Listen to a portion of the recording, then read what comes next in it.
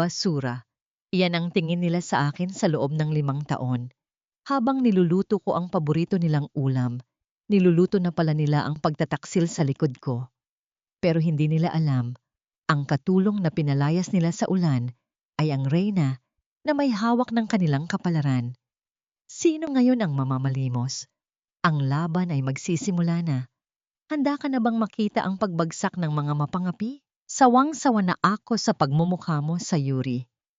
Para kang linta na sumisipsip sa lahat ng pinaghirapan ko, isang malaking mantsa sa bawat tagumpay na nakakamit ko. Ang boses ni Takuya ay malamig pa sa hanging amihan. Bawat salita ay parang latigo na humahagupit sa pandinig ni Sayuri. Nakatayo ang babae sa may pintuan ng kusina. Suot ang kanyang kupas na apron na may bahid pa ng harina. Sa kanyang mga nanginginig na kamay ay hawak niya ang isang maliit na cake na siya mismo ang nag-bake sa loob ng 3 oras.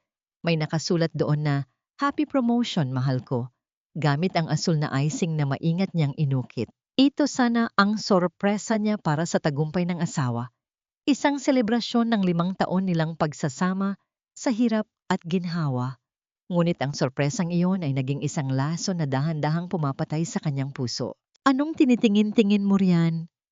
Huwag kang mag-inarte na parang biktima dahil sa loob ng 5 taon, ako ang nagpakain sa'yo. Ako ang nagbigay ng bubong sa ulo mo habang wala kang ibang ginawa, kundi ang maging isang hamak na labandera at tagapagluto sa bahay na ito. Nagpatuloy si Takuya habang inaayos ang kanyang mamahaling kurbata sa harap ng salamin. Sa tabi niya ay nakatayo si Mama Edith, ang kanyang biyenan, na may mapang-aping ngiti sa mga labi. Tama ang anak ko, Sayuri. Isang kahihiyan para sa isang matagumpay na manager na tulad ni Takuya ang magkaroon ng asawang amoy bawang at mukhang katulong. Look at yourself, ni hindi mo kayang bumili ng disenteng damit para hindi kami mapahiya sa mga business partners niya. Inirapan siya ni Mama Edith bago uminom ng tea na parang isang reyna sa loob ng palasyo. Hindi makapagsalita si Sayuri. Parang may malaking bara sa kanyang lalamunan at ang bawat hininga ay nagdudulot ng hapdi sa kanyang dibdib. Naramdaman niya ang init ng mga luhang nagsisimulang mamuo sa kanyang mga mata, ngunit pinilit niyang huwag itong hayaang pumatak. Ang kanyang mga daliri ay humigpit sa tray ng cake hanggang sa bumao ng kanyang mga kuko sa plastik na takip nito. Sa likod ng mga matitinding lait na natatanggap niya, mas masakit ay ang katotohanang ang lahat ng tinatamasa ni Takuya na. Ang promosyon, ang kotse, ang marangyang buhay na ipinagmamalaki nito ay bunga ng mga lihim na pirma ni Sayuri sa mga dokumento ng Amo Group. Siya ang nagbigay ng lahat, ngunit siya rin ang tinatapak-tapakan ngayon. Eksaktong bumukas ang pinto at pumasok ang isang babaeng nakasuot ng hapit na pulang damit. Amoy mamahaling pabango na agad na pumuno sa sala. Si Erika, ang babaeng madalas ikwento ni Takuya na isang matalinong doktor at katuwang niya sa career. Lumapit si Erika kay Takuya at humalik sa pisngi nito na parang sila ang tunay na mag-asawa. Ready na ba ang mga gamit niya, Takuya? Ayaw kong magtagal ang amoy ng kahirapan sa bahay na ito, lalo na't lipatan na natin bukas sa bagong kondo. Sabi ni Erika, habang nakatingin kay Sayuri mula ulo hanggang paa, na tila tinitingnan ng isang basurang itinapon sa gilid ng kalsada. Heto na ang mga basahan niya, Erika. Kanina ko pa inihanda. Kinuha ni Mama Edith ang isang itim na plastic bag at marahas na ibinato ito sa paanan ni Sayuri. Ang mga lumang damit at ilang gamit ni Sayuri ay nagkalat sa sahig. Kasabay nito, ang cake na hawak ni Sayuri ay nabitawan niya dahil sa panghihina. Ang matamis na handog ay bumagsak sa sahig. Nadurog ang icing at kumalat ang tinapay sa puting tiles katulad ng kanyang pagkawasak. Lumayas ka na rito, Sayuri. Ayaw na kitang makita pa. Heto ang divorce papers. Pirmahan mo at huwag ka nang babalik. Magsama kayo ng kahirapan mo. Utos ni Takuya habang itinutulak si Sayuri palabas ng pinto. Wala nang nagawa si Sayuri kundi ang humakbang palabas. Sa labas, Ang langit ay tila nakikidalamhati sa kanya dahil sa malakas na buhos ng ulan. Ang bawat patak ng tubig ay tila karayom na tumutusok sa kanyang balat, habang ang malamig na hangin ay yumayakap sa kanyang nangangatog na katawan. Nakatayo siya sa gitna ng kalsada, basang-basa, hawak ang itim na plastic bag na naglalaman ng kanyang natitirang buhay. Lumingon siya sa huling pagkakataon sa bahay na itinuring niyang tahanan, kung saan ang mga ilaw ay masayang nagliliwanag habang siya ay iniwan sa dilim. Ang sakit na nararamdaman niya ay hindi na lamang emosyonal. Nararamdaman niya ang bawat tibok ng kanyang puso na parang pinipiga ng isang malupit na kamay. Ang kanyang paningin ay lumalabo, hindi dahil sa ulan, kundi dahil sa dami ng luhang hindi na niya kayang pigilin. Sa kanyang isipan, tanging isang tanong ang paulit-ulit na bumabalik. Isang tanong na may kasamang pait at pagsisisi. Bakit ang taong pinili mong mahalin ng buong tapat ang siya ring magtuturo sa iyo kung gaano kalupit ang mundong ito? Habang nakatayo siya doon, naghihintay na lamunin ng dilim at ulan, isang pares ng nakakasilaw na ilaw mula sa isang sasakyan ang dahan-dahang huminto sa kanyang harapan. Ang tubig sa kalsada ay tumalamsik sa kanyang binti nang huminto ang isang itim at mamahaling limusin sa tapat niya. Bumukas ang pinto at isang lalaking nakauniporme ang lumabas. Hawak ang isang malaking payong upang protektahan siya mula sa ulan. Young mistress, tapos na po ang 5 taon. Pinapauwi na po kayo ng pamilya amo. Napatigil ang mundo ni Sayuri. Ang lamig ng ulan ay tila napalitan ng isang nagbabagang apoy sa loob ng kanyang dibdib. Dahan-dahan niyang inangat ang kanyang mukha. Ang mga mata na kanina ay puno ng luha, ay ngayon ay nagliliyab sa isang bagong determinasyon. Tumingin siya sa bintana ng bahay ni Takuya, kung saan aninag pa ang anino ng mga taong nagdiwang sa kanyang pagbagsak. Hindi pa ito ang wakas. Ito pa lamang ang simula ng pagbabayad ng bawat utang na iniwan nila sa kanyang puso. Ang amoy ay namamahaling balat ng upuan sa loob ng sasakyan ay tila isang pamilyar na yakap na sumalubong kay Sayuri. Isang amoy na matagal niyang kinalimutan, kapalit ng anghang ng sibuyas at lansa ng isda sa kusina ni Takuya. Habang dahan-dahang lumalayo ang sasakyan sa maliit at madilim na kalsada, nakatingin lamang siya sa labas ng bintana. Ang mga patak ng ulan ay mabilis na gumugulong sa salamin, tila mga luhang pilit na humahabol sa bilis ng takbo ng limusin. Hindi nagsasalita si Kenji, ang matapat na sekretarya ng kanyang ama, na siyang sumundo sa kanya. Alam nito ang bigat ng katahimikang bumabalot sa loob ng sasakyan. Iniabot ni Kenji ang isang malinis at mainit na tuwalya kay Sayuri. Sa bawat dampi ng tela, sa kanyang naninigas na balat, tila unti-unting nabubura ang dumi ng 5 taong pagtitiis. Tila bumalik ang kanyang gunita sa huling gabi, bago pumanaw ang kanyang ama, ang dating chairman ng Amo Group. Naalala pa niya ang mahina, ngunit determinadong boses nito habang nakahawak sa kanyang kamay. Sinabi nito na bago niya hawakan ang korona ng kanilang pamilya, kailangan muna niyang matutunan ang tunay na halaga ng pag-ibig at katapatan na walang kinalaman sa yaman. Yun ang dahilan ng 5 taong pagpapanggap, isang pagsubok upang malaman kung mayroon bang magmamahal sa kanya bilang isang ordinaryong tao. Ngayong gabi, ang pagsubok na yon ay natapos na sa pinakamasakit na paraan. Dahan-dahang huminto ang sasakyan sa harap ng isang naglalakihang bakal na gate na may nakaukit na letrang A. Sa pagbukas nito, bumantad ang isang malawak na hardin na palilibutan ng mga naglalakihang puno, patungo sa isang palasyong yari sa puting bato at marmol. Pagbaba ni Sayuri, sinalubong siya ng hanay ng mga kasambahay at tauhan na nakayuko bilang tanda ng matinding paggalang. Welcome home, young Mistress Sayuri. Sabay-sabay nilang bati. Ang kanilang mga tinig ay umalingaw-ngaw sa katahimikan ng gabi. Tila isang awit ng tagumpay na pumapawi sa mga panlalait na tinanggap niya kanina lamang. Pumasok si Sayuri sa loob ng mansyon.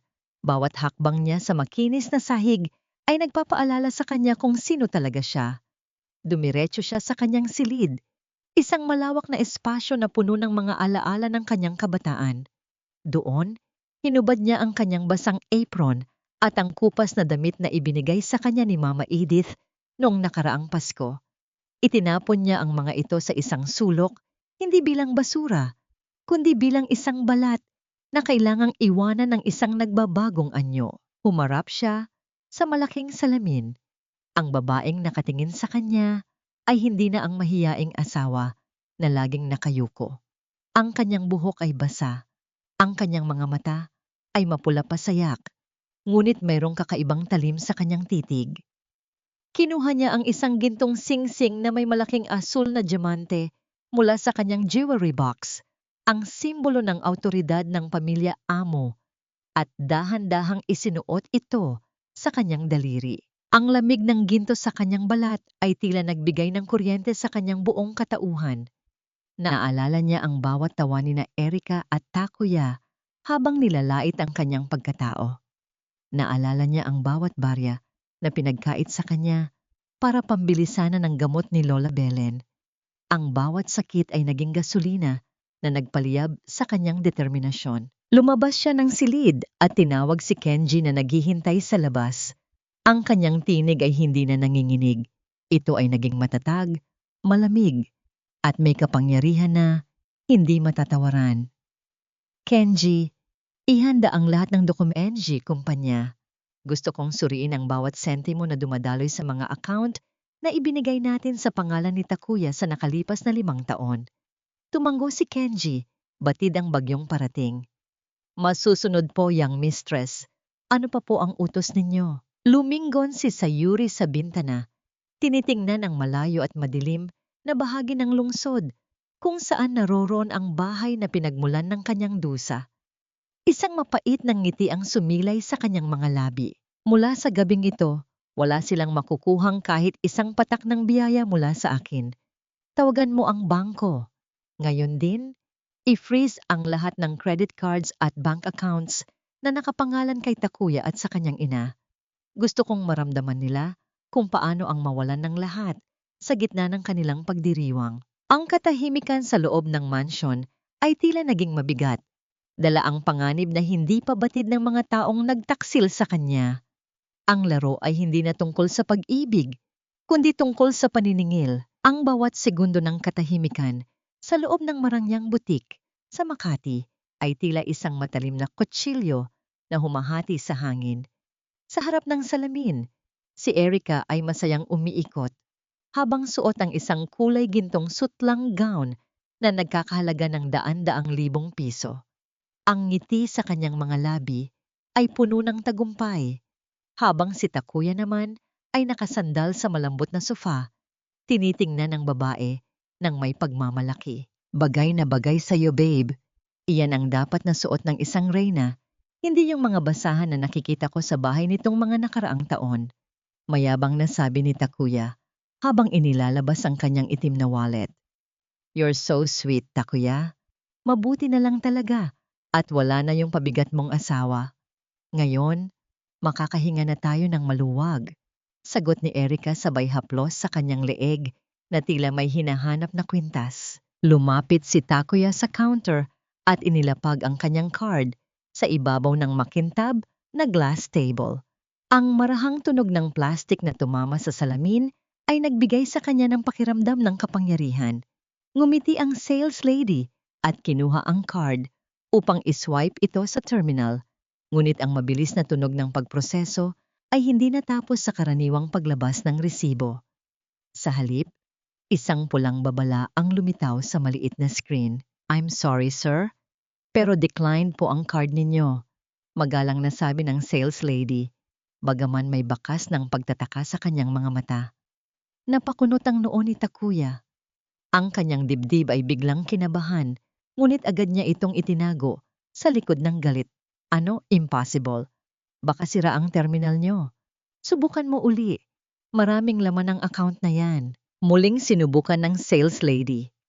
Isang beses, 2 beses, ngunit ang resulta ay nanatiling pareho.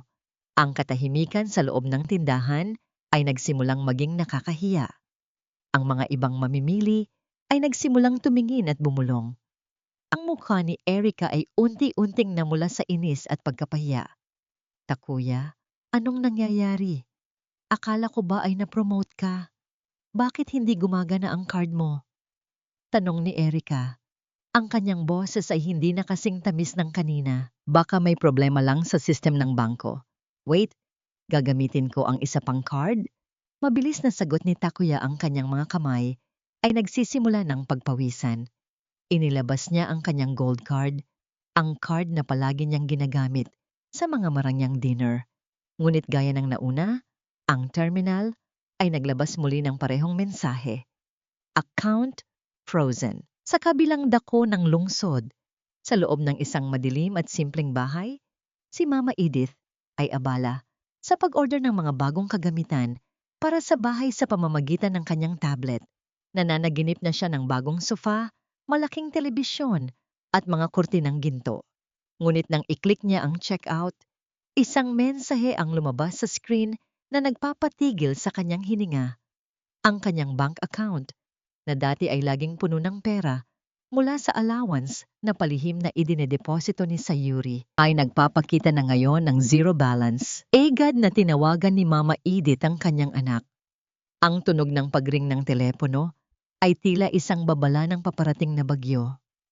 Anak, Takuya, ang pera ko sa bangko, nawala. Pati ang credit card ko, hindi tinatanggap sa grocery kanina. Anong nangyayari? Ang boses ni Mama Edith ay puno ng takot at pagkalito. Napatigil si Takuya sa gitna ng butik. Ang kanyang puso ay tumitibok ng mabilis, tila isang tambol na nagpapahiwatig ng panganib. Hindi siya makapagsalita.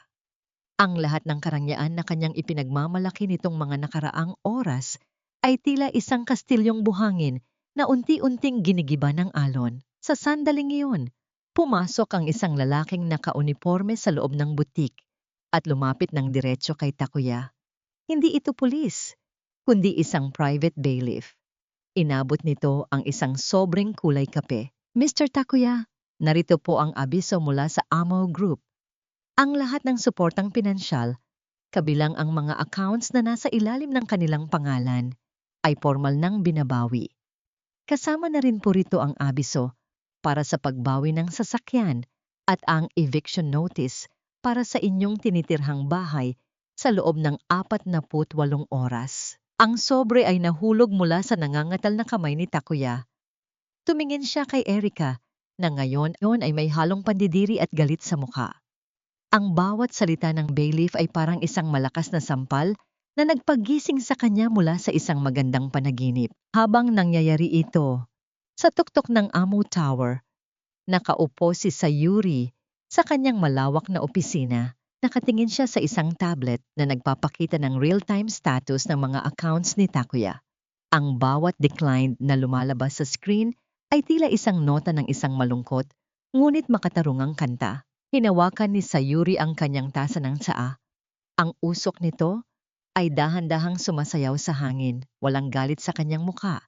Tanging isang malalim na katahimikan na mas nakakatakot kaysa sa anumang sigaw. Ito pala lamang ang simula. Takuya, bulong niya sa sarili habang pinapanood ang paglubog ng araw sa labas ng bintana. Naranasan mo na ang mawalan ng pera. Ngayon, paghandaan mo ang mawalan ng dangal. Biglang tumunog ang kanyang private line. Isang impormasyon ang dumating na hindi niya inaasahan. Isang sikreto tungkol sa totoong pagkakakilanlan ni Erica na maaaring magpabago sa takbo ng kanyang plano. Wala kaming pera para sa private suite na yan. Bakit ba kailangang sa pinakamahal na kwarto ilagay ang matandang yan? Ilipat niyo siya sa charity ward. Ngayon din, ang boses ni Takuya ay nanginginig sa galit at desperasyon habang kaharap ang isang nurse sa lobby ng ospital. Ang kanyang mukha na dati ay puno ng yabang, ay ngayon ay bakas ng puyat at pagkapahiya. Sa tabi niya, si Erica ay tila diring-diri na mapunta sa bahaging iyon ng ospital. Panay ang paypay sa sarili, gamit ang kanyang kamay habang nakasimangot. Pero sir, kailangan po ni Lola Belen ng masusing pagbabantay. Ang inyong asawa noon ang nag-insist na manatili siya rito sa VIP suite. Magalang na sagot ng nurse. Bagaman halata ang pagkadismaya sa kanyang boses.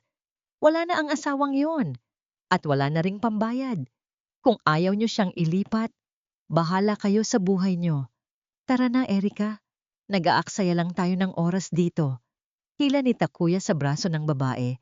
Hindi man lang nagabalang silipin ang sariling lola na nakahiga sa loob ng kwarto. Mula sa madilim na sulok ng hallway, pinapanood ni Sayuri ang bawat galaw nila. Ang kanyang puso ay kumikirot. Hindi para sa sarili, kundi para sa matandang babaeng itinuring siyang parang tunay na anak sa loob ng 5 taon. Si Lola Belen ang tanging dahilan kung bakit nanatili si Sayuri sa impyernong yon ng matagal. Ang tanging tao na nagbigay sa kanya ng baso ng tubig nang siya ay pagurin ni Mama Edith, ang tanging nag-abot ng panyo sa kanyang mga luha. Nang masiguro niyang nakaalis na ang dalawa, dahan-dahang lumapit si Sayuri sa pintuan ng ICU. Ang bawat hakbang niya sa malamig na sahig ay tila isang panata ng pag-ibig. Pagpasok niya, ang tanging maririnig ay ang regular na tunog ng makinang nagbabantay sa paghinga ni Lola Belen at ang mahinang pag-ikot ng aircon. Ang amoy ng gamot at kalinisan ay bumalot sa kanyang pandama. Lumapit si Sayuri sa tabi ng kama. Nakita niya ang maputlang mukha ni Lola Belen, ang mga kulubot sa kanyang balat na nagdadala ng kwento ng mahabang panahon ng pagsasakripisyo. Dahan-dahang inabot ni Sayuri ang kamay ng matanda. Ang initin ng balat ni Lola Belen, bagaman mahina, ay tila isang kuryenteng nagpadaloy ng emosyon sa buong katawan ni Sayuri. Isang sandali ng purong koneksyon na walang halong yaman o kapangyarihan. Inilapit ni Sayuri ang kamay ng matanda sa kanyang pisinggi. Hinahayaan ang kanyang mga luha na pumatak sa tuyong palad nito. Lola, narito na po ako. Bulong niya sa wikang Tagalog na puno ng pait at pangako. Hindi ko po hahayaang saktan o pabayaan nila kayo. Kayo lang ang itinuring kong pamilya rito at hinding-hindi ko kayo iiwan sa dilim. Kinuha ni Sayuri ang isang maliit na bimpo at dahan-dahang pinunasan ang noo ni Lola Belen. Ang kanyang bawat galaw ay puno ng ingat, tila humahawak ng isang mamahaling porselana na ayaw niyang mabasag. Sa gitna ng kanyang pag-aalaga, biglang gumalaw ang mga daliri ni Lola Belen. Isang mahinang unggol ang lumabas sa mga labi ng matanda at sa isang sandali, dahan-dahang bumukas ang kanyang mga mata. Sayuri, apo, mahina at paos na tawag ng matanda. Opo, Lola, nandito po ako. Huwag na po kayong mag-alala. Magiging maayos ang lahat. Sagot ni Sayuri habang pinipilit ng ngumiti sa kabila ng hapdi sa kanyang dibdib. Ngunit ang katahimikan ng silid ay biglang nabasag nang marinig ni Sayuri ang pamilyar na tunog ng mga yabag sa labas ng hallway. Ang tunog ng sapatos ni Takuya ay tila isang babala na papalapit sa pintuan. Mukhang bumalik ito dahil may nakalimutang gamit. Mabilis na tumayo si Sayuri. Ang kanyang puso ay tumibok ng mabilis gaya ng isang ibon na naghahanap ng malalabasan. Wala siyang mapagtataguan kundi ang maliit na banyo sa loob ng suite. Agad siyang pumasok doon at dahan-dahang isinara ang pinto, saktong-sakto sa pagbukas ng pinto ng kwarto. Nasaan na ba yung phone ko? Sigurado akong naiwan ko rito sa tabi ng kama. Boses ni Takuya na ngayon ay puno ng inis. Nakahawak si Sayuri sa hawakan ng pinto ng banyo mula sa loob. Ang kanyang hininga ay pinigil niya. Natatakot na kahit ang maliit na tunog ng kanyang paghinga ay maging dahilan ng pagkakahuli sa kanya. Nararamdaman niya ang init ni kanyang sariling palad sa malamig na metal. Heto na pala. Tara na. Baka maabutan pa tayo ng billing department. Wala akong balak magbayad ng kahit piso rito, sabi ni Takuya. Ngunit, bago pa ito makalabas, napatigil si Takuya. Tumingin siya sa baso ng tubig sa tabi ng kama na may bahid pa ng basa sa paligid at sa bimpo na maayos na nakatiklop sa noo ng kanyang lola, isang bagay na hindi niya ginawa kanina. Napakunot ang noo ni Takuya. Dahan-dahan siyang lumingon sa direksyon ng banyo. Ang kanyang mga hakbang ay dahan-dahang lumalapit sa pintuan kung saan nakatago si Sayuri. Ang bawat segundo ay tila isang taon sa loob ng katahimikan. Hinawakan ni Takuya ang doorknob, NG banyo. Dahan-dahan niya itong inikot. Ang mahinang tunog ng pagpihit ng bakal na doorknob ay tila isang malakas na kulog na yumanig sa buong pagkatao ni Sayuri. Napapikit siya ng mariin. Ang kanyang likod ay nakasandal sa malamig na pader ng banyo, habang ang kanyang kamay ay mahigpit na nakatakip sa sariling bibig upang pigilin ang anumang tunog ng paghinga. Nararamdaman niya ang panginginig ng kanyang mga tuhod at bawat segundo ng katahimikan ay tila isang taon ng paghihirap. Isang pulgada na lamang ang layo ng katotohanan sa kanyang pagkakasabog. Ngunit bago pa tuluyang bumukas ang pinto, ang matinis at naiiritang boses ni Erica ay umalinggaw-nggaw mula sa pasilyo ng ospital na naging dahilan upang mapatigil ang kamay ni Takuya sa hawakan ng pinto. Takuya, ano ba? Tara na. Kanina pa ako naghihintay dito sa labas. Ang baho ng ospital na ito at sumasakit ang ulo ko sa amoy ng gamot. Ang reklamo ni Erica ay puno ng pagkainip. Kaya naman binitawan ni Takuya ang doorknob na ikinahinga ng malalim ni Sayuri sa loob ng banyo. Narinig niya ang marahas na pagsara ng pinto ng suite at ang papalayong mga yabag ng dalawa. Nanatiling nakasandal si Sayuri sa pader ng ilang sandali. Tinitiyak na ang tibok ng kanyang puso ay magbabalik sa normal bago siya dahan-dahang lumabas. Muli niyang tiningnan si Lola Belen na mahimbing na natutulog.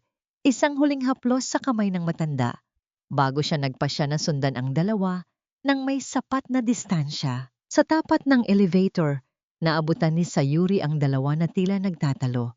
Doon ay lumapit ang isang nagmamadaling nurse kay Erica. Hawak ang isang medical chart. Doktora, pasensya na po.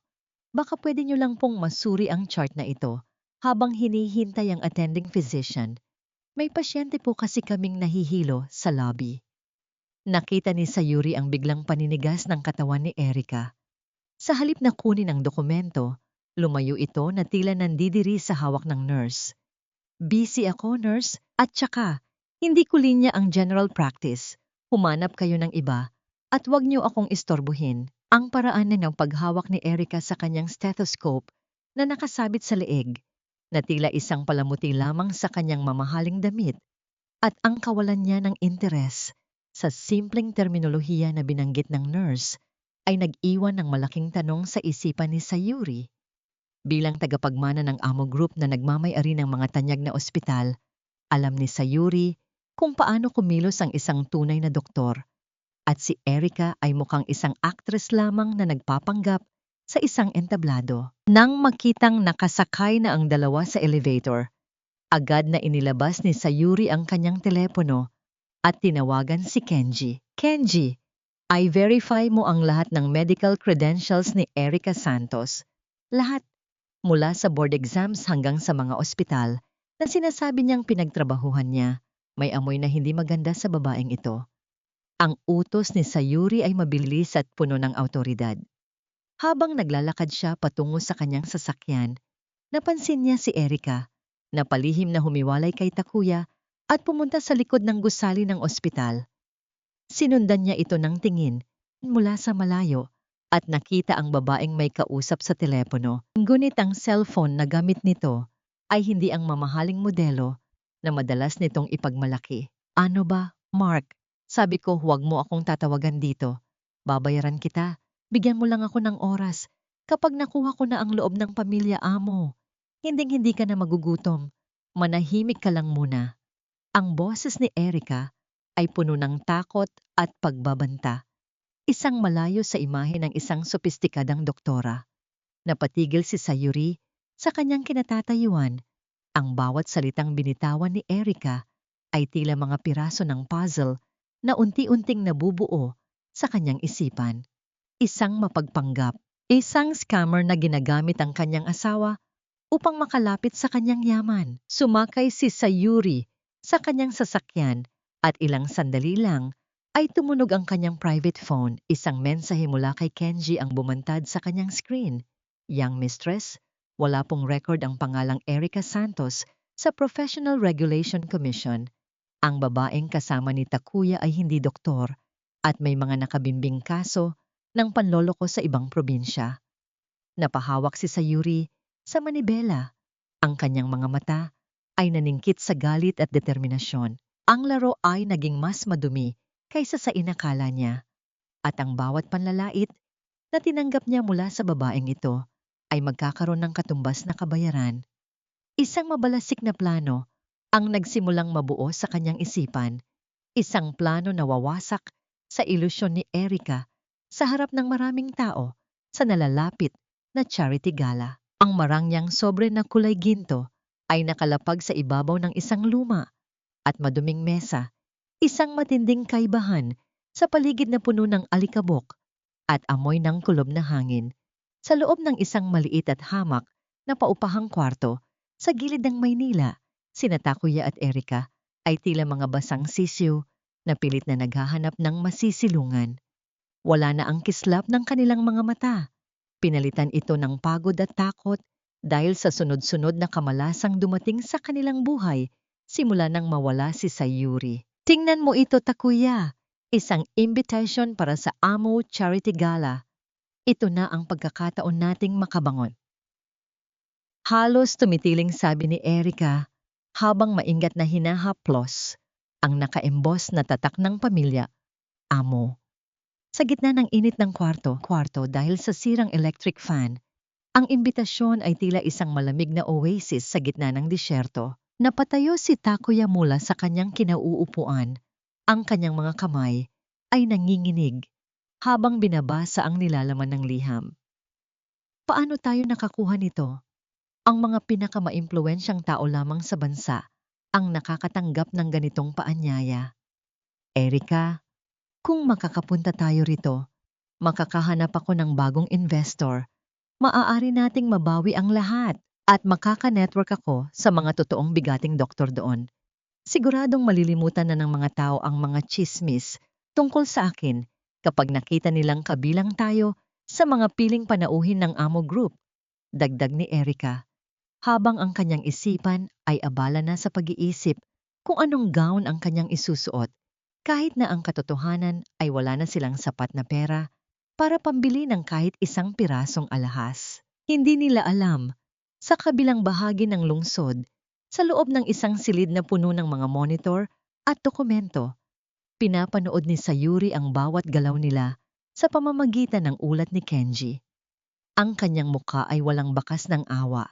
Tanging ang talim ng isang mangangaso na naghihintay sa tamang oras upang bitawan ang kanyang huling atake. Young mistress, natanggap na nila ang pain. Ulat ni Kenji habang iniaabot ang isang baso ng sariwang juice. Gaya ng inyong inaasahan, iniisip nilang ito ang kanilang huling alas. Ngunit may isa pa pong balita mula sa ospital. May isang anonymous donor na nagdeposito ng malaking halaga para sa lahat ng operasyon at therapy ni Lola Belen. Tinanggihan ng pondo na inilaan ninyo dahil bayad na raw po ang lahat ng bayarin hanggang sa susunod na taon. Napakunot ang noo ni Sayuri. Isang misteryo ang biglang lumitaw sa gitna ng kanyang mga plano. Sino ang maglalakas loob na tumulong kay Lola Belen nang hindi niya nalalaman? Sa kanyang pagkakaalam, wala nang ibang kamag-anak ang matanda na may sapat na yaman. Ang bawat tanong ay tila isang mitsa na nagpapabilis sa kanyang kaisipan. Ngunit sa ngayon, may mas malaking entablado na dapat niyang paghandaan. Tumayo si Sayuri at naglakad patungo sa kanyang walk-in closet. Isang silid na mas malaki pa sa buong paupahang kwarto ni Takuya. Ang bawat hakbang niya sa malambot na carpet ay tila isang paghahanda para sa isang gyera.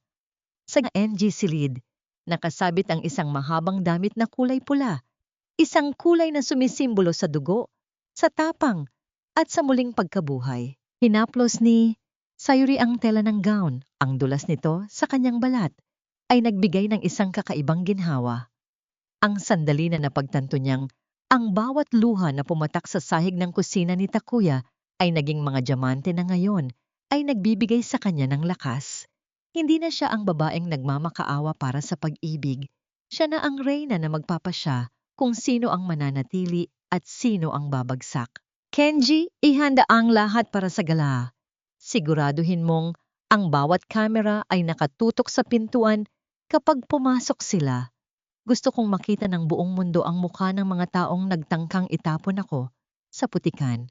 Ang kanyang boses ay tila isang malamig na huling hatol. Habang ang gabi ay lumalalim, ang bawat panig ay naghahanda.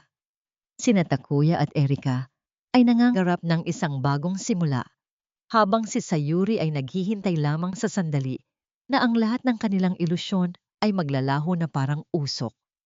Isang lihim pa ang nananatiling nakatago sa ilalim ng mga anino ng gala, isang lihim na maaaring sumira o tumulong sa huling paghihiganti ni Sayuri. Kinuha ni Sayuri ang pulang gown at tiningnan ang sarili sa malaking salamin. Ang kanyang mga mata ay nagliliyab sa determination. Sa kanyang mga kamay, ang kapalaran ni Takuya at Erika ay tila isang maliit na kandila na anumang oras ay maaari niyang ihipan para maglaho ang liwanag. Pakiramdam ko, may nakatingin sa atin, Nay. Kanina pa ako kinikilabutan. Tila may mga matang nakatitig sa bawat galaw ko mula sa dilim. Ang boses ni Takuya ay nanggangatog habang hinihigpitan ang kapit sa kanyang manipis na jacket. Nakatayo siya sa gilid ng bintana ng kanilang maliit na paupahan. Sinisilip ang makitid at madilim na iskinita sa labas. Ang tanging liwanag ay nagmumula sa isang aandap-andap na poste ng ilaw na tila anumang oras ay bibigay na. Ang amoy ng kanal at basang basura mula sa labas ay humahalo sa malansang amoy ng tuyong niluluto ni Mama Edith sa isang maliit na kalan. "Huwag mo nga akong takutin, Takuya. Pagod lang yan," sagot ni Mama Edith.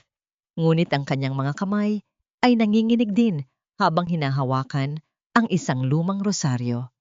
Ang bawat kalansing ng mga butil ng rosaryo ay tila isang babala sa gitna ng nakabibinging katahimikan. Pero aminin mo, anak, simula nang palayasin natin ang babaeng yon, tila lumayas din ang swerte sa bahay na ito.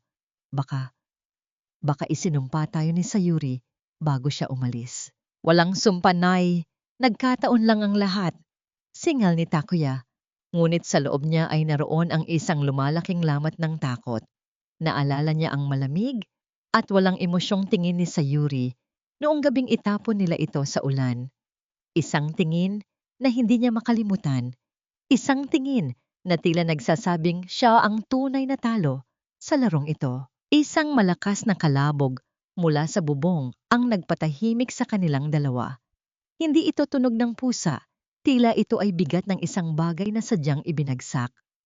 Ang bawat pagtulo ng tubig mula sa butas na kisame ay tumatama sa isang plastik na timba, lumilikha ng isang paulit-ulit at nakakabaliw na ritmo na tila nanunumbat sa kanilang kahirapan.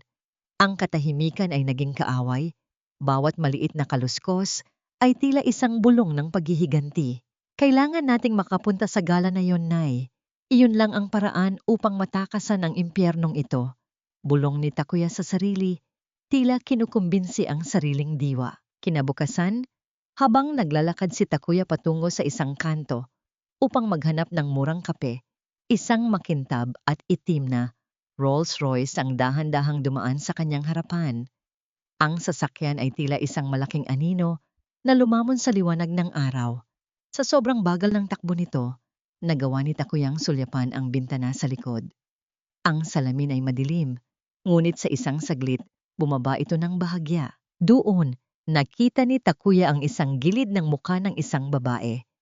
Maayos ang pagkakaayos ng buhok nito, may suot na mamahaling perlas sa tenga, at ang balat ay tila nagniningning sa ilalim ng araw. Ang babae ay dahan-dahang lumingon sa kanyang direksyon.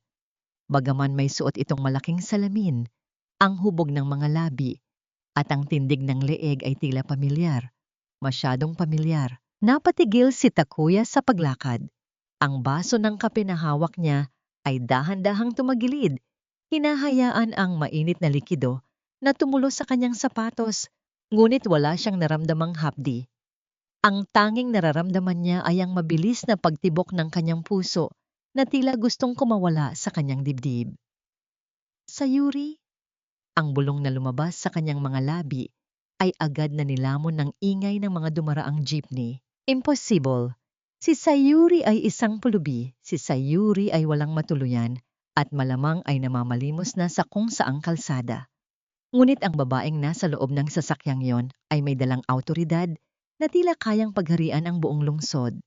Bago pa siya makakilos, muling tumaas ang bintana at humarurot ang sasakyan, nag-iiwan ng putik na tumalsik sa lumang pantalon ni Takuya. Naiwan si Takuya na nakatayo sa gitna ng kalsada, humihingal, at ang kanyang isipan ay puno ng kaguluhan. Ang aninong nakita niya ay tila isang multo mula sa kanyang nakaraan na bumalik upang multuin ang kanyang kasalukuyan. Ang kanyang paranoia ay umakyat sa panibagong antas. Hindi na lamang niya nararamdamang may nakatingin sa kanya. Ngayon ay sigurado na siyang may nagmamanman sa kanyang bawat hininga. Habang bumabalik siya sa kanilang paupahan, hindi niya napansin ang isang maliit na kulay itim na envelope na nakasingit sa kanilang sira-sirang pinto. Sa loob nito ay walang sulat, tanging isang piraso ng tuyong rosas na kulay pula. Ang paboritong bulaklak ni Sayuri na madalas niyang itapon sa basura noon. Ang bawat hakbang nina, Takuya at Erika sa mahaba at pulang carpet ay puno ng pilit ng ngiti. Isang maskara na nagtatago sa kanilang lumalalim na desperasyon. Ang malalaking chandelier sa loob ng engranding ballroom ng Amo Plaza ay nagkakalat ng liwanag na tila mga bituin. Ngunit para kay Takuya, ang bawat kislap nito ay nanunumbat sa kanyang walang laman na bulsa. Nakasuot siya ng isang lumang tuxedo na pilit niyang pinasikipan upang magmukhang bago, habang si Erika naman ay halos hindi makahinga sa suot niyang gown na hinalughog lamang nila sa isang ukay-ukay na tindahan sa gilid ng kalsada. Pilit na dinagdagan ng mga pekeng kristal upang magmukhang mamahalin. Stay calm, Takuya. Gumiti ka lang. Kapag nakapasok tayo, sisiguraduhin kong lalapitan tayo ng mga dating kliyente mo. Bulong ni Erika. Ang kanyang boses ay nanginginig sa kaba habang ang kanyang mga mata ay gala sa paligid. Tinitingnan ang mga tunay na elite ng lipunan na may suot na mga alahas na nagkakahalaga na ng isang buong bahay. Huminto ang dalawa sa harap ng pangunahing pintuan kung saan nakatayo ang dalawang matatangkad na security guard na may hawak na listahan. Ang amoy ng mamahaling pabango at alak mula sa loob ay humahalimuyak, tila isang paanyaya sa langit na matagal na nilang pangarap na mapasok. Inabot ni Takuya ang kanilang gintong sobrang imbitasyon nang may kasamang yabang, pilit na ibinabalik ang kanyang dating imahe bilang isang matagumpay na manager. Invitations, please. Ang boses ng guard ay malalim at walang bakas ng emosyon. Kinuha nito ang sobre, pinuksan, at itinapat sa isang maliit na scanner. Ang bawat segundo ng paghihintay ay tila isang taon para kay Takuya. Nararamdaman niya ang malamig na pawis na gumugulong mula sa kanyang sentido patungo sa kanyang leeg. Ang maliit na screen sa hawak ng guard ay naglabas ng isang pulang babala. Napakunot ang noo nito at muling sinuri ang listahan. Ang katahimikan sa paligid ay unti-unting nababaklas ng mga bulungan mula sa ibang mga panauhin na nakapila sa likuran nila. Pasensya na, sir, ma'am. Ngunit ang imbitasyong ito ay hindi valid. Ang code na nakalagay dito ay kabilang sa mga cancelled invitations mula pa noong nakaraang linggo. Malakas na pahayag ng guard, sapat na upang marinig ng mga taong nakapaligid sa kanila. Ano? Impossible. Baka sira ang scanner nyo. Hindi nyo ba ako kilala? Ako ang manager ng isa sa mga top investment firms noon. Sigaw ni Takuya, ang kanyang muka ay biglang naging kasing pula ng carpet sa tindi ng hiya at galit. And I am Dr. Erika Santos. Ang pangalan ko ay dapat nasa VIP list nyo. Recheck it now. Dagdag ni Erika, ang kanyang boses ay pumitlag sa katahimikan ng ballroom, nagiging sanhi upang lumingon ang mga kilalang personalidad at takpan ang kanilang mga bibig habang nagbubulungan. Sir, ma'am, kailangan nyo na pong umalis sa pila. Nakakaabala po kayo sa ibang mga panauhin. Ang guard ay lumapit ng isang hakbang. Ang kanyang malapad na balikat ay tila isang pader na humaharang sa kanilang pangarap. Sa isang marahas na galaw, kinuha nito ang imbitasyon at pinunit ito sa gitna. Bago ito ibinalik kay Takuya na parang isang piraso ng basura. Ang tunog ending na punit na papel ay tila tunog ng pagkawasak ng huling pag-asa ni Takuya. Sa NG karamihan, nakita niya ang mga mapanuring mata ng kanyang mga dating kasamahan sa trabaho. Mga taong dati ay yumuyukod sa kanya, ngunit ngayon ay may bakas ng pandidiri at pait sa kanilang mga ngiti. Ang hiya na nararamdaman ni Takuya ay tila isang apoy na sumusunog sa kanyang buong pagkatao. Sa kabilang dako, sa isang pribadong balcony na nakatago sa itaas ng ballroom, nakatayo si Sayuri. Nakasuot siya ng kanyang pulang sutlang gown. Ang kanyang mga daliri ay dahan-dahang humahaplos sa isang maliit na locket na may larawan ng kanyang ama. Hindi ang panonood sa pagkapahiya ng kanyang mga kaaway, kundi ang pag-aalala sa katuwirang ipinaglalaban niya para sa dangal ng pamilya Amo. Pinagmamasdan niya mula sa itaas ang dalawang taong tila mga langgam na pilit na nagpupumiglas sa gitna ng kahihiyan. Tapos na ang unang bahagi. Kenji. Bulong ni Sayuri, ang kanyang tinig ay malamig at puno ng awtoridad. Buksan na ang mga ilaw sa gitna. Oras na para harapin nila ang katotohanan. Biglang namatay ang lahat ng ilaw sa ballroom. Iniwan ang lahat sa loob ng isang saglit na kadiliman at pagtataka. Ang bulungan ng mga tao ay napalitan ng isang sabik na katahimikan. Pagkatapos ng ilang segundo, isang maliwanag na spotlight ang tumama sa gitna ng entablado. Ang MC, na may hawak na gintong mikropono, ay nagsimulang magsalita sa isang boses na pumuno sa bawat sulok ng silid. Ladies and gentlemen, let us welcome the new heart and soul of the Amu Group, the woman who will lead us to a new era of excellence, our new chairman, Miss Sayuri Amu. Dahan-dahang bumukas ang malaking pintuan sa itaas ng grand staircase. Sa gitna ng usok at liwanag, isang silweta ng isang babae ang lumitaw. Ang bawat panauhin ay napatingala, kabilang sina Takuya at Erika, na hindi pa rin nailalabas ng security. Ang kanilang mga mata ay lumaki sa gulat. Ang kanilang mga hininga ay tila napatigil sa lalamunan nang makilala ang mukha ng babaeng dahan-dahang bumababa sa hagdanan. Ang bawat dampi ng kanyang takong sa makinis na marmol na hagdanan ay tila isang mabigat na hatol na umuukit sa katahimikan ng buong ballroom.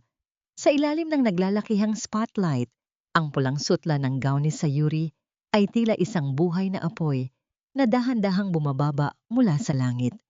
Nagbibigay ng liwanag na nakasisilaw sa mga matang dati ay hindi siya muling tiningnan. Ang kanyang tindig ay tuwid, ang kanyang mga balikat ay tila pasa ng buong kapangyarihan ng pamilya Amo, at ang kanyang mga mata ay walang bakas ng pag-aalinlangan. Sa ibaba, si Takuya ay tila isang rebultong yari sa asin na unti-unting natutunaw. Ang kanyang bibig ay bahagyang nakabukas, ngunit walang boses na lumalabas. Ang hangin sa kanyang lalamunan ay tila naging bubog na kairap lunukin. Ang babaeng tinawag niyang palamunin. Ang babaeng itinapon niya sa gitna ng ulan ay ang mismong reyna na ngayon ay tinitingala ng lahat ng taong gusto niyang sipsipan.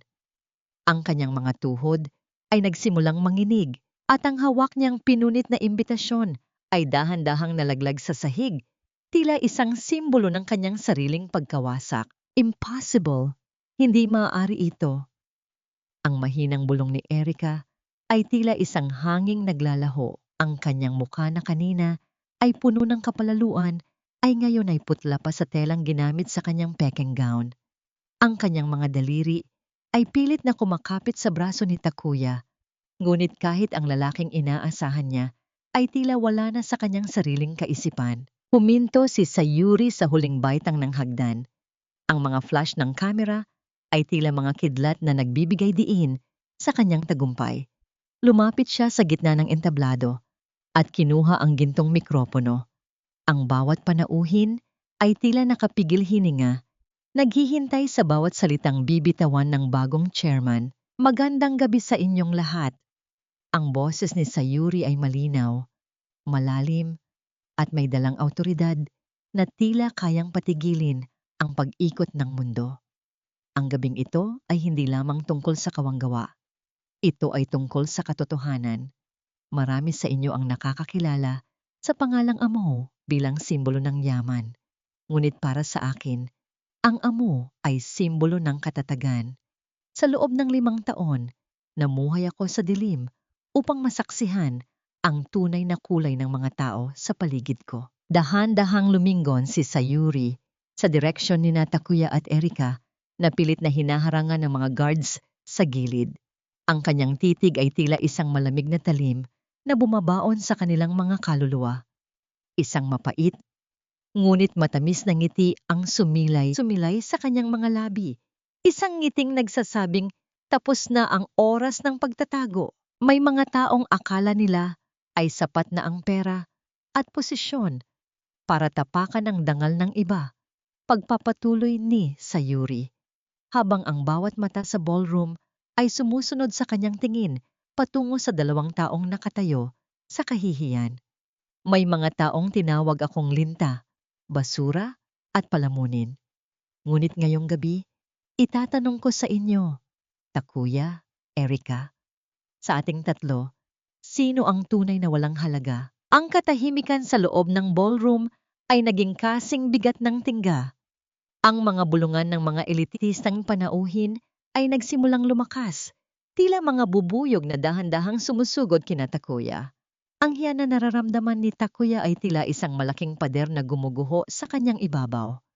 Gusto niyang magsalita, gusto niyang humingi ng tawad, o kahit tumakbo na lamang, ngunit ang kanyang mga paa ay tila nakabaon sa semento. Hindi niya kailangang sumigaw o manakit. Ang simpleng pagtayo niya sa harap nila, suot ang kanyang korona ng katotohanan, ay sapat na upang durugin ang bawat hibla ng pagkatao ng mga nagtaksil sa kanya. Hinaplos niya ang kanyang perlas na hikaw, isang simpleng galaw na nagpapakita ng kanyang pagiging tao. Sa kabila ng kanyang kapangyarihan, biglang sumingit si Erika, pilit na kumakawala sa hawak ng guard. Sayuri, akala mo ba ay mananalo ka? Isang palabas lang ito. Takuya, sabihin mo sa kanila, asawa mo siya, di ba? Isa lang siyang hamak na housewife na nagnakaw ng posisyon. Tumingin si Sayuri kay Erika nang may halong awa at pangungutya. Doktora Erika Santos, o dapat ko bang sabihin, Erika Di Magiba ng Kalsada? Akala mo ba ay hindi ko alam ang tungkol kay Mark at sa mga pekeng lisensya mo? Ang panggalang Mark ay tila isang sumpa na nagpatahimik kay Erika. Ang kanyang mga mata ay lumaki sa matinding takot at ang kanyang labi ay nagsimulang manginig. Sa sandaling iyon, ang lahat ng kislap ng kanyang pagpapanggap ay tuluyang naglaho. Kenji, ilabas na ang mga dokumento, utos ni Sayuri. Ipakita sa lahat kung anong uri ng mga panauhin ang nagtangkang pumasok sa ating tahanan. Ang bawat salitang binitawan ni Sayuri ay tila mga tipak ng yelo na bumabagsak sa katawan ni Erika, nag-iiwan ng paso ng katotohanang hindi na niya kayang pagtakpan. Sa malaking screen sa likod ng entablado, hindi na ang logo ng Amo Group ang nakapaskil. Sa halip bumantad ang isang lumang litrato ni Erika, hindi bilang isang doktora, kundi bilang isang tauhan sa isang hamak na klinika sa probinsya na nasangkot sa pagnanakaw ng mga gamot at pagpapanggap. Hindi yan totoo. Fake news yan. Sayuri, ginagawa mo lang ito dahil selos na selos ka sa akin. Ang sigaw ni Erika ay pumitlag sa bawat sulok ng ballroom, ngunit ang kanyang boses ay naging paos at puno ng desperasyon. Lumingon siya sa mga tao, naghahanap ng kahit isang mukha na maniniwala sa kanya, ngunit ang tanging nakita niya ay ang mga matang puno ng pandidiri at pag-uyam. Ang mga dating lumalapit sa kanya para humingi ng medical advice ay ngayon ay dahan-dahang umaatras. Tila ayaw mahawa sa kanyang kahihiyan. Lumapit si Kenji sa mikropono, ang kanyang muka ay kasing tigas ng bato. Narito rin po ang record mula sa Professional Regulation Commission. Walang Erika Santos na rehistradong doktor sa bansang ito. At ang lalaking nagngangalang Mark, siya ang inyong kasabwat sa mga nakaraang scam na ngayon ay nasa ilalim na ng kustodya ng mga awtoridad at handang magtestigo laban sa inyo. Sa sandaling iyon, tila nawalan ng lakas ang mga binti ni Erika. Napaluhod siya sa gitna ng ballroom. Ang kanyang gown na ukay-ukay ay sumabit sa gilid ng isang mesa, nagdulot ng mahabang punit na lalong naglantad sa kanyang huwad na pagkatao. Ang bawat kristal na pilit niyang idinikit sa tela ay isa-isang nalalaglag sa sahig, lumilikha ng mahihinang tunog ng pagkawasak na tila sumasabay sa pagguho ng kanyang mga pangarap. Si Takuya naman ay nakatayo lamang sa tabi, tila isang lito at sawing anino. Tiningnan niya ang babaeng pinili niya kapalit ni Sayuri, ang babaeng akala niya ay mag-aangat sa kanya sa lipunan. Ang bawat panlalait niya kay Sayuri ay bumalik sa kanya na parang isang malakas na sampal. Lumapit siya nang dahan-dahan sa paanan ng entablado. Ang kanyang mga kamay ay nakaakma na parang nagmamakaawa. Sayuri, mahal ko, nagkamali ako. Nawala ako sa sarili ko dahil sa mga kasinungalingan ng babaeng ito. Patawarin mo ako. Bumalik na tayo sa dati. Alam kong mahal mo pa rin ako, di ba? 5 taon, Sayuri. 5 taon tayong nagsama. Ang boses ni Takuya ay nanginginig, puno ng pekeng pagsisisi na tila huling barahan na lamang niya upang hindi tuluyang malunod. Tumingin sa kanya si Sayuri mula sa itaas ng entablado. Walang galit sa kanyang mga mata, tanging isang malalim na awa na mas masakit pa kaysa sa puot. Ang 5 taon na yon, Takuya, ay hindi mo ibinigay sa akin. Ibinigay mo yon sa isang anino na akala mo ay alipin mo. Ang minahal mo ay ang serbisyo ko, ang katahimikan ko, at ang pera na palihim kong ibinibigay sa iyo. Ngayong wala na ang lahat ng yon, ano pa ang natitira sa iyo? Isang hudyat ang ibinigay ni Sayuri sa mga security guard. Lumapit ang 4 na matitipunong lalaki at hinawakan ng braso ni Takuya at Erika. Ang marahas na paghila sa kanila patungo sa labasan ay naging tila isang parada ng kahihiyan sa gitna ng mga elitistang panauhin. Bitawan niyo ako. Sayuri, pagsisisihan mo ito. Takuya, gawin mo ang paraan. Huwag mo akong iwan dito. Ang huling hiyaw ni Erika bago tuluyang isara ang malalaking pinto ng ballroom. Naiwan ang katahimikan sa loob ng silid, isang katahimikan na punong-puno ng paggalang para sa babaeng nakatayo sa entablado. Huminga ng malalim si Sayuri, ay hindi ang makitang kaladkarin ang kanyang mga kaaway, kundi ang maramdaman ang bigat na nawala sa kanyang dibdib. Sa unang pagkakataon, sa loob ng 5 taon, naramdaman niyang muli ang kanyang sariling tibok ng puso. Malaya, matatag, at handang humarap sa bukas. Ngunit habang nagpapatuloy ang palakpakan ng mga tao, isang security personnel ang lumapit kay Kenji at bumulong. May isang tao raw na pilit na pumapasok sa likod ng gusali, isang lalaking duguan, at tila may mahalagang mensahe para kay Miss Sayuri. Ang misteryo tungkol sa anonymous donor ni Lola Belen ay tila magkakaroon na ng muka. Ang amoy ay ng mamahaling steak at alak sa loob ng pribadong silid ng restaurant ay tila sumasakal kay Takuya. Nakaupo siya sa dulo ng mesa, pilit na inaayos ang kanyang gusot na polo, na kahit anong plansa ay hindi na maibalik ang dating kinang. Sa harap niya, si Sayuri ay tila isang diyosa ng katarungan, malamig, matikas, at hindi matitinag. Walang pagkain sa harap ni Sayuri, tanging isang itim na folder at ang kanyang itim na card na nagniningning sa ilalim ng madilaw na ilaw ng silid. Sayuri, alam kong nagkamali ako, pero tao lang ako. Natukso? Dahil akala ko ay kailangan ko ng suporta sa karir ko. Simula ni Takuya, ang kanyang boses ay puno ng pilit na emosyon. Sinubukan niyang abutin ang kamay ni Sayuri sa ibabaw ng lamesa. Pero ngayong alam ko na ang totoo, handa akong magbago. Iiwan ko si Erika. Bubuo tayong muli ng pamilya.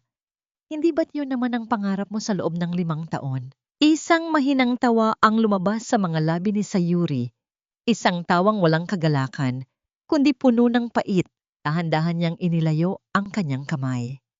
Ang pangarap na yon, Takuya, ay nilibing ko na noong gabing itinapon mo ang mga gamit ko sa putikan. Huwag mong gamitin ang salitang pamilya para isalba ang sarili mo sa pagkakalunod. Inilapag ni Sayuri ang itim na card sa gitna ng lamesa. Ang tunog ng plastik na tumama sa matigas na kahoy ay tila isang hudyat ng katapusan. Tinitingnan mo ba ang card na ito? Ang card na ginamit mo para ipagmalaki ang yaman mo sa harap ng ibang babae? Sa loob ng 5 taon, bawat sentimo na pumasok sa account mo, bawat promotion na nakuha mo, ay galing sa pirma ko. Hindi ka naging matagumpay dahil sa talino mo. Naging matagumpay ka dahil hinayaan kong maglaro ka sa pera ng pamilya ko. Ang mukha ni Takuya ay ontenting naging maputla. Ang katotohanan ay mas masakit pa kaysa sa kahirapan. Ang lahat ng kanyang pagkatao ay binuo lamang ng isang kasinungalingan na pinahintulutan ni Sayuri. Kaya mo bang gawin yon sa akin? Pinanood mo akong magmukhang tanga? Pinanood kitang maging tapat, Takuya. Pero pinili mong maging tuso. Sagot ni Sayuri habang binubuksan ang itim na folder. Inilabas niya ang mga dokumento ng formal na demanda para sa pagnanakaw ng pondo ng kumpanya at pangangalo niya. Ang lahat ng perang ginamit mo para sa luho niyo ni Erica ay itinuturing na pagnanakaw sa Amo Group. At ang ebidensya ng inyong pagsasama habang kasal pa tayo ay sapat na para mabulok ka sa kulungan. Sa gitna ng detention, biglang bumukas ang pinto ng silid. Pumasok ang isang pulis kasama si Kenji. Ang marahang tunog ng mga posas na inilalabas mula sa leather na lalagyan nito ay pumuno sa katahimikan ng silid. Mula sa pagtatangka ng gaslighting ni Takuya patungo sa matinding takot, ang pakiramdam ng ganap na paglaya ni Sayuri. Ang sandali na tinitigan ni Sayuri ang kanyang wedding ring bago ito, dahan-dahang hinubad at iniwan sa ibabaw ng bill ng restaurant, isang formal na pagbabayad sa 5 taong pagkakamali. Sino ang lalaking duguan na naghahanap kay Sayuri sa labas? At ano ang koneksyon niya sa nakaraan ni Takuya? Habang kinakaladkad si Takuya palabas ng restaurant, sumigaw siya ng isang pangalan na nagpatigil kay Sayuri. Hindi lang ako ang may kasalanan. Ang ama mo. Ang ama mo ang nagplano ng lahat ng ito bago siya mamatay. Ang pagginig ng kamay ni Sayuri habang hawak ang iniwang wedding ring, ang bawat kalabog ng mga lumang maleta na bumabagsak sa bitak-bitak na semento ay tila tunog ng isang pinto na tuluyan ng nagsasara sa marangyang buhay ni Mama Edith. Nakatayo siya sa tapat ng kanilang gate habang ang mga tauhan ng Amo Group ay abala sa pagkakabit ng isang malaking karatula na may nakasulat na foreclosed. Ang sikat ng araw ay tila nanunuya sa kanyang balat, nagbibigay ng matinding init na hindi kayang pawiin ng kahit anong paypay. Huwag niyo itong gawin sa akin. Alam niyo ba kung sino ako? Ako ang biyena ng tagapagmana ng kumpanyang ito. Ang sigaw ni Mama Edith ay basag at puno ng desperasyon. Ang kanyang buhok na dati ay laging maayos ay ngayon ay gulo-gulo at ang kanyang suot na pekeng alahas ay tila nawalan na ng kislap sa gitna ng dumi at alikabok ng kalsada. Walang nakikinig sa kanya. Ang mga kapitbahay na dati ay kinakausap niya nang may kasamang panglalait ay ngayon ay nakadunghaw sa kanilang mga bintana. Tahimik na pinapanood ang pagbagsak ng mapagmataas na ginang. Ang bawat bulungan nila ay tila hanging humahampas sa mukha ni Mama Edith, nagpapaalala sa kanya na wala na ang kanyang kapangyarihan. Sa kabilang dako ng lungsod, sa loob ng isang malamig at tahimik na silid sa Amo Mansion, nakaupo si Sayuri habang nakatingin sa isang lumang dokumento na iniwan ng kanyang ama. Ang mga salita ni Takuya sa restaurant ay patuloy na umaalingaw sa kanyang isipan, tila isang lason na dahan-dahang kumakalat. Ang ama mo, ang ama mo, ang nagplano ng lahat. Totoo ba na ang 5 taon niyang paghihirap ay hindi isang pagsubok sa pag-ibig, kundi isang bitag para sa pamilya ni Takuya? Pumasok si Kenji dala ang isang ulat. Young mistress, tapos na po ang paglikas sa kanila. Si Mama Edith ay pansamantalang nanunuluyan sa isang barong-barong sa labas ng lungsod. Walang natira sa kanilang pera dahil lahat ng ari-arian ay nakapangalan sa inyo at napatunayang galing sa nakaw na pondo. Tumango si Sayuri, ngunit walang bakas ng kagalakan sa kanyang mukha. Sa halip nadama niya ang isang malalim na pagkapagod. Dahan-dahan siyang tumayo at lumapit sa bintana. Pinagmamasdan ang mga ibon na malayang lumilipad sa labas. Naalala niya ang mga gabing ipinaghahanda niya ng hapunan si Mama Edith. Ang mga pagkaing itinapon lang nito sa basura dahil hindi masarap o pangmahirap. Ngayon, ang babaeng yon ay malamang na naghahanap ng kahit isang piraso ng tinapay upang maibsan ang gutom. Nakita ni Sayuri sa salamin ng kanyang sarili. Suot ang isang simpleng puting blusa, malayo sa pulang gown na ginamit niya sa gala. Napagtanto niya na ang tunay na kapangyarihan ay hindi sa pananakit, kundi sa pagtanggap na ang lahat ay may hangganan. Kinuha niya ang isang basong tubig at dahan-dahang uminom. Ang bawat lunok ay tila naglilinis sa pait na naiwan sa kanyang puso. Kenji, padalan mo sila ng sapat na pagkain para sa isang linggo. Utos ni Sayuri. Hindi dahil pinatawad ko na sila, kundi dahil hindi ako katulad nila. Gusto kong malaman nila na ang buhay na itinapon nila ay ang buhay na nagliligtas sa kanila ngayon. Mula sa matinding puot, patungo sa isang mapait na uri ng awa at pagninilay sa sariling pagkatao. Ang simpleng pag-inom ni Sayuri ng tubig habang pinagmamasdan ang kalawakan ng langit, na pagtatanto na siya ay nakalaya na hindi lamang sa kasal na yon, kundi pati na rin sa bigat ng kanyang sariling galit. Kung totoo ang sinabi ni Takuya tungkol sa ama ni Sayuri, ano pa ang ibang lihim na nakapaloob sa diwa ng kanyang pagsubok? Isang tawagang dumating mula sa piitan. Si Takuya ay isinugod sa infirmary matapos makatanggap ng isang balita na nagpabagsak sa kanyang huling pag-asa. Si Erika ay nakatakas at dinala ang lahat ng itinatago nilang pera. Ang pagtunog ng telepono sa gitna ng katahimikan ng gabi. Sayuri, pakiusap. Kahit wag mo na akong patawarin, kahit ipakulong mo na ako habang buhay, iligtas mo lang si Lola. Siya lang ang wala sa ating lahat. Ang boses ni Takuya ay humahalo sa ingay ng malakas na buhos ng ulan sa labas ng malaking gate ng Amo Mansion. Nakaluhod siya sa gitna ng putikan. Ang kanyang mga kamay ay nakakapit sa malamig na bakal na rehas. Ang tubig ay dumadaloy sa kanyang mukha. Tinatabunan ang mga luhang kanina pa bumabagsak. Ang eksenang ito ay tila isang mapait na refleksyon ng gabing pinalayas niya si Sayuri. Ngayon, siya naman ang basang-basa, nilalamig, at nagmamakaawa sa harap ng pintuan ng babaeng kanyang minaltrato. Mula sa bintana ng kanyang silid, nakatingin si Sayuri sa ibaba. Hawak niya ang isang baso ng mainit na tsa, at ang usok nito ay dahan-dahang humahaplos sa kanyang mukha. Nararamdaman niya ang pait ng nakaraan na, tila isang sugat na muling binubuksan ng bawat sigaw ni Takuya. Gusto niyang manatiling matigas. Gusto niyang hayaan ang lalaking ito na maranasan ang bawat hapdi ng ulan. Ngunit nang marinig niya ang pangalan ni Lola Belen, ang kanyang paninindigan ay tila isang pader na unti-unting nagkakaroon ng lamat, hindi para kay Takuya, kundi para sa matandang nagmahal sa kanya sa gitna ng kadiliman. Dahan-dahang bumukas ang malaking gate. Ang tunog ng bakal na gumagasgas sa semento ay tila isang hudyat ng pagsuko ni Sayuri sa kanyang galit. Lumabas siya dala ang isang malaking payong, ngunit nanatili siyang nakatayo nang may distansya mula kay Takuya. Ang pula niyang robe ay tila isang mantsa ng dugo sa gitna ng kulay abong paligid ng ulan. Tumayo ka na riyan, Takuya. Huwag mong madumihan ang gate ng pamilya ko ng iyong pagpapanggap, malamig na sabi ni Sayuri. Ngunit sa likod ng kanyang mga mata, naroon ang matinding pag-aalala.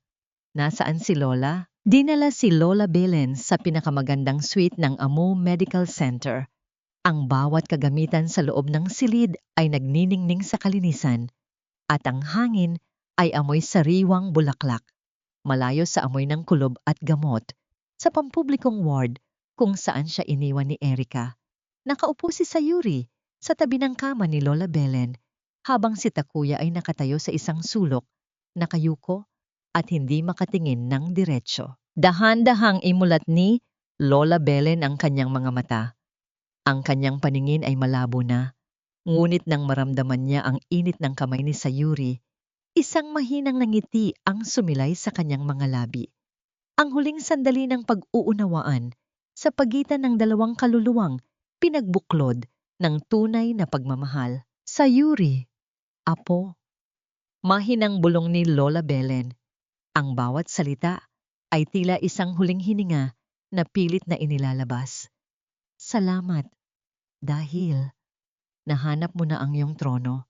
Huwag kang magtatanim ng galit, baka malunod ka sa sarili mong puso. Lola, huwag na po kayong magsalita. Magpahinga lang po kayo.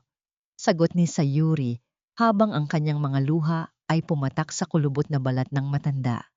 Ang bawat patak ay tila isang panalangin ng pasasalamat at paalam. Tumingin si Lola Belen kay Takuya. Pagkatapos ay muling ibinalik ang tingin kay Sayuri. Gamit ang huling lakas ng kanyang mga daliri, pinagsama niya ang mga kamay ng dalawa. Hindi ito tanda ng pagpilit na magbalikan sila, kundi isang simbolo ng paghingi ng kapayapaan. Isang malalim na buntong hininga ang pinakawalan ng matanda. At kasabay ng dahan-dahang pagpikit ng kanyang mga mata, ang tuwid na guhit sa monitor ay nagpakita ng katahimikan ng kanyang paglisan. Ang katahimikan sa loob ng silid ay naging kasing bigat ng isang bundok. Walang sigaw, walang hagulgol sa loob ng ilang segundo. Tanging ang tunog ng ulan na humahampas sa bintana ang maririnig. Doon, sa gitna ng kamatayan ng tanging taong nagbuklod sa kanila, naramdaman ni Sayuri ang huling hibla ng kanyang ugnayan kay Takuya na tuluyan nang naputol.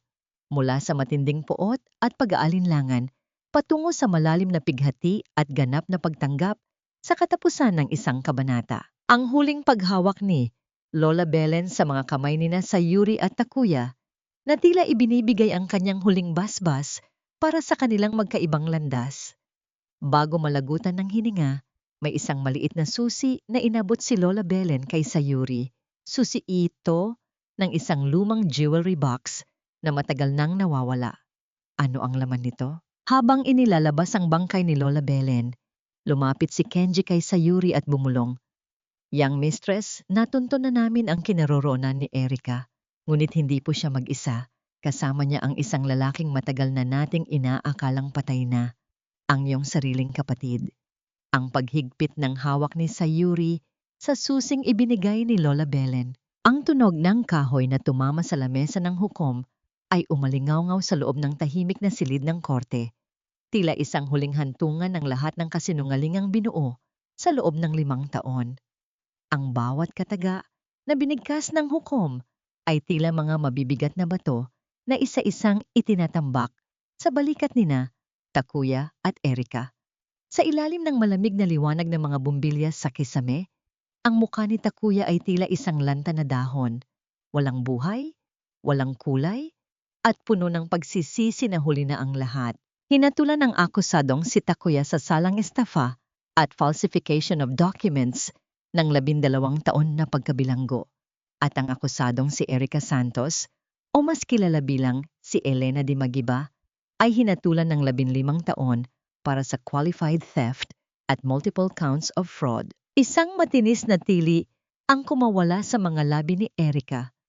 Sinubukan niyang sumugod sa direksyon ni Sayuri, ngunit ang kanyang mga braso ay agad na piniit ng 2 babaeng pulis. Ang kanyang magulo at madungis na anyo ay malayo sa imahe ng sopistikadang doktora na ipinangangalandakan niya noon sa mga party. Ang bawat sigaw niya ng pagmumura ay nilunod lamang ng tunog ng kanyang mga paa na kumakaladkad sa sahig habang inilalabas siya ng silid. Nanatiling nakaupo si Sayuri sa kanyang pwesto. Tuwid ang likod at walang kahit anong ekspresyon sa mukha. Pinanood niya ang mga bantay habang pinupusasan si Takuya. Bago ito tuluyang ilabas, huminto ang lalaki sa tapat ni Sayuri. Ang amoy ng pawis at takot ay nanunuot sa paligid nito. Sayuri, pakiusap, kahit isang huling pagkakataon lang. Bulong ni Takuya, ang kanyang boses ay nanginginig at basag. Ngunit bago pa niya matapos ang sasabihin, itinaas ni Sayuri ang kanyang kamay upang patigilin ito. Pagkatapos ng paghuhukom, dinala si Sayuri ni Kenji sa isang pribadong visiting room sa loob ng pasilidad. Doon, sa likod ng makapal na salamin, Muling nagkaharap ang mag-asawa. Inilabas ni Sayuri ang isang piraso ng papel mula sa kanyang bag, ang kanilang marriage certificate. Ito ang huling alaala ng isang pangako na binuo sa gitna ng pag-ibig ngunit natunaw sa gitna ng kataksilan. Tiningnan niya ang papel. Pagkatapos ay tiningnan niya si Takuya sa mga mata. Sa unang pagkakataon, wala na siyang naramdamang hapdi. Wala na ang galit. Ang tanging naroon ay ang kapayapaan ng isang taong tapos na sa kanyang pakikipaglaban. Dahan-dahan niyang hinawakan ang gilid ng papel at sa gitna ng katahimikan ng silid, dahan-dahan niya itong pinunit sa dalawa. Ang tunog ng papel na nahahati ay tila tunog ng isang kadena na tuluyan nang naputol. Malaya ka na sa akin, Takuya. At higit sa lahat malaya na ako sa iyo. Malamig na sabi ni Sayuri bago tumayo at tumalikod. Habang naglalakad siya palabas ng piitan, sinalubong siya ni Kenji. Ang malamig na hangin sa labas ay tila naglilinis sa kanyang buong pagkatao. Ngunit ang balita ni Kenji tungkol sa kanyang kapatid ay nananatiling isang tinik sa kanyang isipan. Gamit ang susing ibinigay ni Lola Belen, binuksan ni Sayuri ang isang maliit na jewelry box na dinala ni Kenji sa sasakyan. Sa loob nito, walang ginto o diamante. Ang tanging nandoon ay isang lumang sulat mula sa kanyang ama at isang litrato ng isang batang lalaki. Sa likod ng litrato, may nakasulat na mensahe.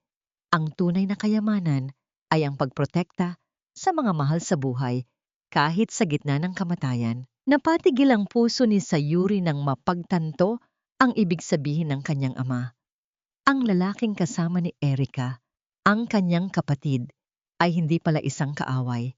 Siya ay isang taong itinago ng kanyang ama upang maging huling alas para protektahan siya kung sakaling bumagsak ang lahat. Mula sa bigat ng paghuhukom patungo sa ganap na paglaya at ang pagkatuklas ng isang nakatagong proteksyon ng pamilya. Ang pagpunit ni Sayuri sa marriage certificate sa harap ni Takuya na sumisimbolo sa kanyang ganap na muling pagsilang. Nasaan na ang lalaking sinasabing kapatid ni Sayuri at bakit siya nananatiling nagtatago sa anino ni Erika? Isang itim na sasakyan ang biglang huminto sa gilid ng limousine ni Sayuri. Bumukas ang bintana at isang lalaking kamukha ng nasa litrato ang tumingin sa kanya ng diretsyo. Handa ka na bang malaman ang huling plano ni Papa, ate? Ang pagluwag ng hawak ni Sayuri sa susing ginto habang nakatingin sa lalaking nasa kabilang sasakyan, ang sinag ng umaga, ay dahan-dahang gumagapang sa malawak na bintana ng opisina ni Sayuri, nagbibigay ng ginintuang kulay sa bawat sulok ng silid na dati ay puno ng mga anino ng nakaraan. Ang amoy ng sariwang kape at mga bulaklak na kakadala lamang ni Kenji ay humahalo sa malamig na hangin mula sa aircon, lumilikha ng isang atmosfera ng kapayapaan at bagong simula. Nakatayo si Sayuri sa tapat ng salamin, inaayos ang kanyang asul na blazer. Wala na ang mabigat na damdamin sa kanyang mga mata. Ang naroon ay ang kislap ng isang babaeng nahanap na ang kanyang tunay na sarili. Ate, handa na ang lahat para sa board meeting. Pero bago yon, gusto kong ibigay ito sa'yo. Lumingon si Sayuri sa kanyang kapatid na si Hiroshi. Ang lalaking ito, na akala niya ay nawala na sa kanyang buhay, ay naging lihim na bantay niya sa loob ng 5 taon. Ipinaliwanag ni Hiroshi na ang lahat ng yun-un o swerte na naranasan ni Takuya noon ay mga mitsa lamang na inilatag ng kanilang ama upang makita kung hanggang saan ang katapatan ng lalaking pinili ni Sayuri. Ang bawat pagtulong ni Hiroshi sa ospital kay Lola Belen ay utos ng kanilang ama mula sa kabilang buhay. Isang paraan upang protektahan ang puso ni Sayuri habang hinahayaan siyang matuto sa sakit. Salamat Hiroshi, hindi ko alam kung paano ko kayo pasasalamatan ni Papa. Sagot ni Sayuri, ang kanyang boses ay puno ng emosyon habang tinatanggap ang isang maliit na susi na nahanap ni Hiroshi sa isang lihim na drawer sa lumang mansyon ng kanilang pamilya. Gamit ang susing yon, binuksan ni Sayuri ang isang antigong kahon na matagal nang nakatago sa ilalim ng desk ng kanyang ama. Ang tunog ng kahoy na dahan-dahang bumubukas ay tila isang bulong mula sa nakaraan. Sa loob nito, nahanap niya ang isang liham na may sulat kamay ng kanyang ama. Ang bawat salita sa papel ay tila isang mainit na yakap na tumatagos sa kanyang kaluluwa. Anak, kung binabasa mo ito, ibig sabihin ay tapos na ang iyong paglalakbay sa dilim. Patawarin mo ako kung kailangan mong masaktan, ngunit ang tunay na ginto ay kailangang dumaan sa apoy upang kuminang. Huwag mong isiping na sayang ang 5 taon mo. Ang mga taong yun ang nagturo sa iyo na ang tunay na kapangyarihan ay hindi ang pagkontrol sa iba, kundi ang pagkontrol sa sarili mong tadhana. Mahal kita, Sayuri. Ikaw ang pinakamahalagang pamana ko sa mundong ito. Ang magaluhan niya ay dahan-dahang pumatak sa papel, ngunit hindi ito luha ng pighati. Ito ay luha ng paghilom.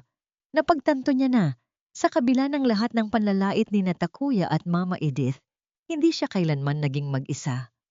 Ang pag-ibig ng kanyang ama ay laging nakabantay sa bawat hakbang niya. Lumabas si Sayuri ng kanyang opisina at hinarap ang kanyang mga empleyado sa boardroom. Ang bawat mata na nakatingin sa kanya ay puno ng paggalang. Sinimulan niya ang pulong sa pamamagitan ng pag-anunsyo ng pagtatayo ng Belen Amo Foundation, isang institusyon na magbibigay ng libreng legal at medikal na tulong para sa mga kababaihang biktima ng pang-aabuso at panloloko. Ang ating kumpanya ay hindi lamang tungkol sa kita. Ang boses ni Sayuri ay umalingaw-ngaw sa buong silid, matatag at puno ng inspirasyon. Tayo ay magiging boses ng mga walang boses, dahil alam ko ang pakiramdam ng mawalan ng lahat at alam ko rin ang pakiramdam ng muling bumangon. Sa pagtatapos ng araw, nagtungo si Sayuri sa puntod ng kanyang ama at ni Lola Belen. Inilapag niya ang mga puting rosas sa ibabaw ng marmol. Ang katahimikan ng sementeryo ay tila isang kumpirmasyon ng kanyang tagumpay. Sa di kalayuan, nakita niya ang paglubog ng araw. Ang kalangitan ay naging kulay kahel at lila. Isang perpektong sining ng kalikasan na nagpapahiwatig ng pagtatapos ng isang kabanata. Ngunit habang naglalakad siya pabalik sa kanyang sasakyan, tumunog ang kanyang telepono. Isang balita mula sa piitan ang nagpatigil sa kanyang mga hakbang. Si Takuya raw ay nagnanais na ibigay ang isang huling impormasyon tungkol sa isang taong tumulong kay Erika sa simula pa lamang. Isang taong malapit din sa pamilya Amo na hindi pa nila nabubunyag. Mula sa kapayapaan patungo sa isang bagong pananaw ng tungkulin, ang pagkilala sa sariling lakas. Ang pagbabasa ng liham ng kanyang ama at ang pag-iyak ni Sayuri sa tuwa, pakiramdam na sa wakas ay buo na ang kanyang pagkatao. Sino ang insider sa pamilya Amo na naging kasabwat ni Erika at naging dahilan ng paghihirap ni Sayuri sa simula pa lamang? Ay isang pamilyar na boses ang narinig ni Sayuri mula sa kanyang likuran sa gitna ng sementeryo. Hindi mo ba itatanong kung bakit ako nandito, Sayuri? Sa kanyang paglingon, nakita niya ang isang taong hinding-hindi niya inaasahang makikita sa labas ng kulungan. Ang paghigpit ng hawak ni Sayuri sa kanyang susi habang tinititigan ang taong nasa harap niya. Ang hapon ay dahan-dahang nagbibigay daan sa isang malambot na dapit hapon, kung saan ang kulay ng langit ay tila isang painting na gawa sa ginto at lila. Sa harap ng puntod ng kanyang ama at ni Lola Belen, nanatiling nakatayo si Sayuri. Ang hangin ay humahalik sa kanyang balat, may dalang lamig na hindi na nagpapanginig sa kanya, kundi nagbibigay ng kapanatagan. Ang taong nakatayo sa kanyang likuran ay ang dating abogado ng kanyang ama. Si Attorney Valdez, hindi ito isang kaaway na dapat katakutan, kundi isang taong dumaan sa matinding pagsisisi. Inabot nito kay Sayuri ang isang huling dokumento, isang pag-amin sa pakikipagsabwatan kay Erika upang subukan ang katatagan ng pamilya Amo. Sa halip na sumigaw o magalit, tinanggap ito ni Sayuri ng may kalmado at matatag na mga kamay.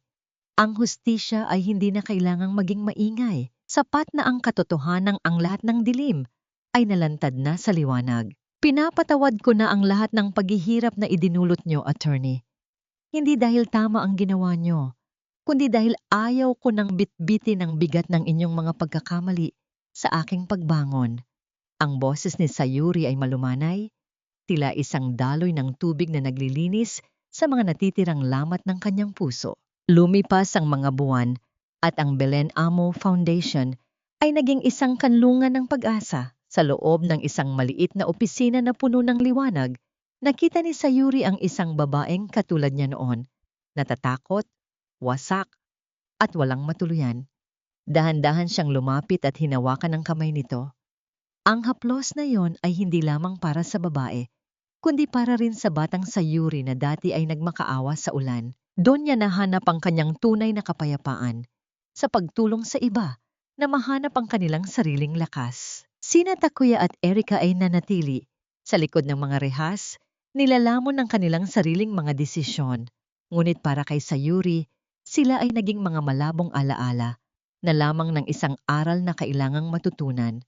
Ang kanyang buhay ay hindi na tinutukoy ng kung sino ang nanakit sa kanya, kundi ng kung sino ang kanyang nailigtas. Sa huling sandali ng dapit hapon, naglakad si Sayuri patungo sa kanyang sasakyan kung saan naghihintay si Hiroshi at si Kenji. Tiningnan niya ang kanyang mga kamay. Wala na ang wedding ring, wala na ang mga galos mula sa kusina. Tanging ang kislap ng kanyang sariling dangal ang nagniningning. Ang tunog ng makina ng sasakyan na dahan-dahang umaandar ay tila isang hudyat ng paglipad patungo sa isang bagong bukas. Ang tunay na yaman ay hindi nahanap sa itim na card o sa malaking mansyon, kundi sa kakayahang magmahal muli, magpatawad sa sarili, at tumayo ng mas matatag matapos ang bawat bagyo.